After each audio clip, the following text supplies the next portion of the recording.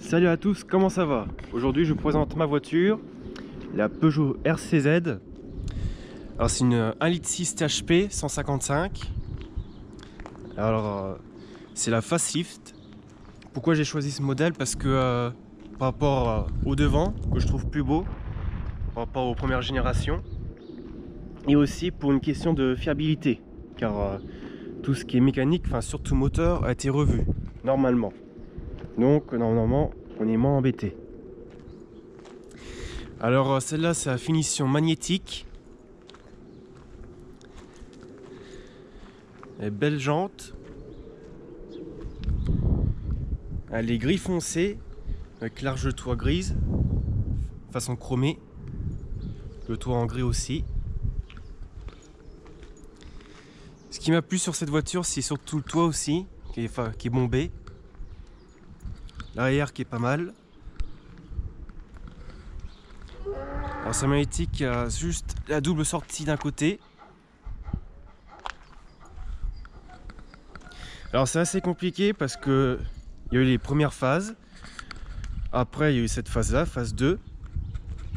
Et après à la fin, ils ont rajouté des autres finitions comme par exemple la GT Line qui a la double sortie de chaque côté. Et après ils ont cessé la production de cette voiture parce que le nouveau directeur qui est Carlos Tavares a décidé que c'était pas assez ça gagnait pas assez d'argent, que c'était pas assez économique tout ça, donc ils l'ont arrêté. Et au début il faut savoir que c'est une voiture qui était faite pour être à la même hauteur que l'Audi TT. D'ailleurs les premiers mois après son lancement, elle battait l'Audi TT sur les ventes en France. Je vais vous montrer l'intérieur.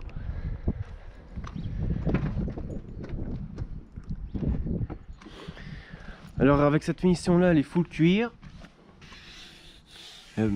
Les surpiqûres sont en grise. Alors l'intérieur est assez foncé. Et bon. Les sièges full cuir aussi, électrique. Alors siège chauffant. Réglage la mémoire. Réglage électrique. On peut voir l'intérieur est assez beau. En fait c'était soit celle-là, soit une Audi TT. Et en fin de compte, celle-là me plaît beaucoup plus que l'Audi TT. Je la trouve plus raffinée, plus élégante. Alors, l'intérieur, c'est le même qu'une 308 de même génération. Il y a juste quelques trucs qui changent, comme le compteur, qui n'est pas de la même couleur. Une sorte de finition carbone avec du gris brossé un peu. Aluminium brossé. Là, vous pouvez le voir, à la place d'une bouche d'aération sur la 308, là c'est une horloge au milieu. Et puis après, c'est à peu près tout. Il y a un bouton en plus pour l'aileron arrière. Les places de derrière qui sont ridicules, un peu comme sur tous les coupés. D'ailleurs, je ne sais même pas pourquoi ils ont mis des places à l'arrière. On ne peut même pas y aller. Je vais vous la démarrer.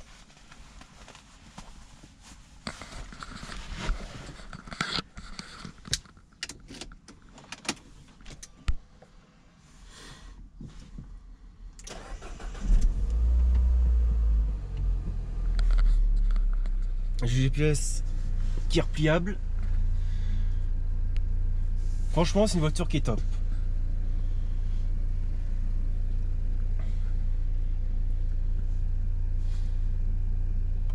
Attendez, ça met un peu de temps à s'allumer.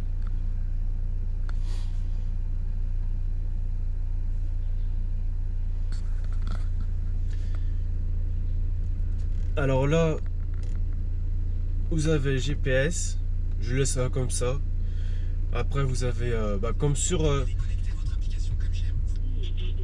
les voitures de sa génération, hein, la radio, la navigation.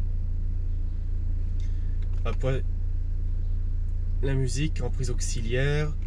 Vous avez pour le téléphone, etc.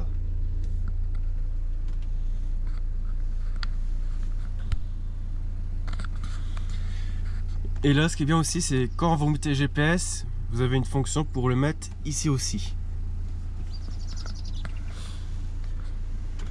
Après, vous pouvez voir, c'est assez soigné. Là, ça fait une finition alu aussi. Quand même, c'est rare que Peugeot fasse des voitures comme ça, avec plein de cuir partout. Il y a quelques plastiques durs, comme là derrière, mais à part ça, c'est tout.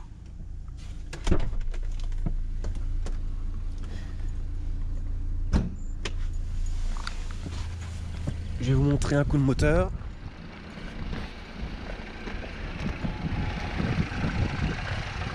Alors, attendez.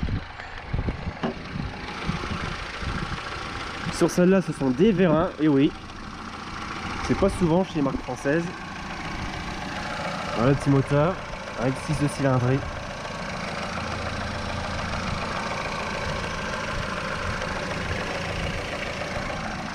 Et d'ailleurs, j'ai acheté pour ça aussi. C'est une voiture qui était extrêmement propre, que ce soit à l'extérieur, à l'intérieur, même niveau moteur. D'ailleurs, elle n'a pas beaucoup roulé parce qu'elle est de juillet 2014 et elle a que 35 000 km. Et quand j'ai acheté, elle en avait 33.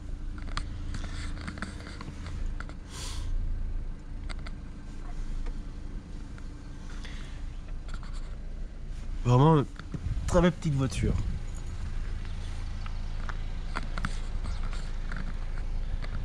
Vous pouvez partir en vacances avec aussi parce que le coffre est très grand. Vous voyez, je suis à 1,89 m, je peux presque pas aller au fond.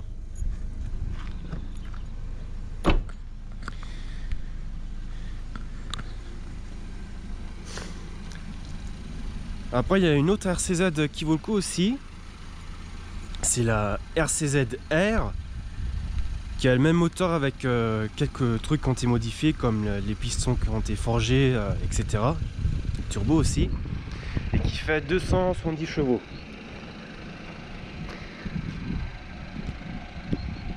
Et à ma connaissance, en essence, elle existait avec ce moteur-là, 155. Elle existait aussi en 200 chevaux. Et puis, ben, comme je viens de vous dire, la version R.